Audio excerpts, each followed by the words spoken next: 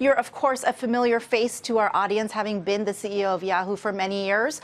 Why cannabis and why now?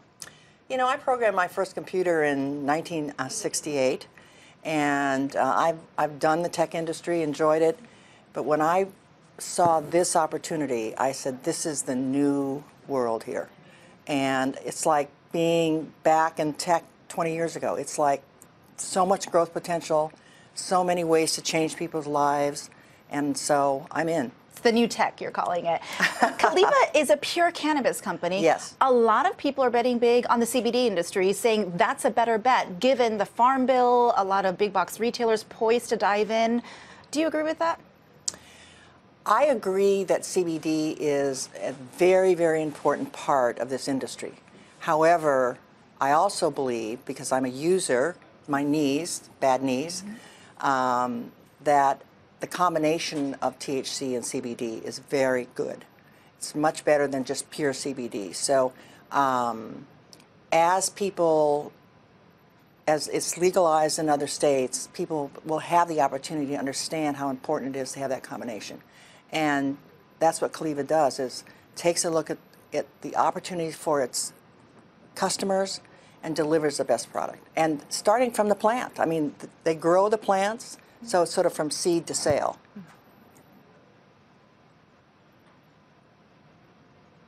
In New York, it's been a few years. Good to see you again. It's interesting to hear you compare cannabis to tech. And I wonder, you personally, are you taking a portfolio approach, kind of investing in different companies at different levels of this? Do you see this as a big platform opportunity, or is this just one specific investment? This is one specific large investment, and that's because as I wandered around looking at apothecaries in different parts of California, and finally toured Caliva and saw the difference and saw the quality of management. I mean, there's this sort of idea that marijuana companies are led by marijuana people. But Caliva has the strongest management that, frankly, I even see in tech. So this is a bet on Caliva. Carol Morgan here. I'm curious about your thoughts on the cost of doing business, and in particular where cannabis is concerned in a state like California. Some people are arguing that it's becoming a case study in how not to legalize marijuana right now, given the red tape and also the high taxes. Well, you're certainly correct about the red tape and high taxes. The red tape you have to actually look at carefully. One of the reasons that I like Caliva is because it actually pays attention to the quality of the product, passes all the different tests that the government's requiring, and I don't think they're onerous at this point. It's just that they are expensive, but the test itself is important, and Caliva is on top of that. They want to be the most trusted brand because they take care of their product and the customer knows what they're getting.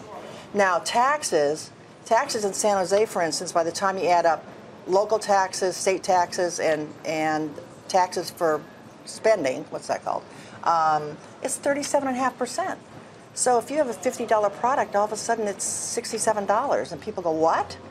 So that is not the way to enhance a new market to come to life, by over-regulating and overtaxing. And speaking of the black market, California is the only state where you've seen legalized recreational cannabis and you've seen black market sales actually go up. So how much of a headwind are regulations for a company like it is regulations, because what happens is there were a lot of smaller cannabis growers and therefore sellers before, and they, of course, were thinking there was a huge opportunity when it became legal, but when they looked at what they had to do, they couldn't afford it. So they went back underground, to say, as a term, and their customers followed them because of the extra money they had to pay at the real apothecaries. How close do you think we are to federal legalization of cannabis? I don't think we're that close. There's still too many boogeymen out there that assume that bad things are going to happen if marijuana is legalized. I'm here to tell you, the other thing that caused me to get excited about this industry is I use it. I'm not a smoker, but I have artificial knees. I put those creams on multiple times a day on my shoulders, and it is magic. It is absolutely magic, and that's really what sold me. I use those products every day, and I use a variety of them to help test for the company. I'm sort of having fun. It's better than testing a new piece of software. You just rub it on your body and see what happens.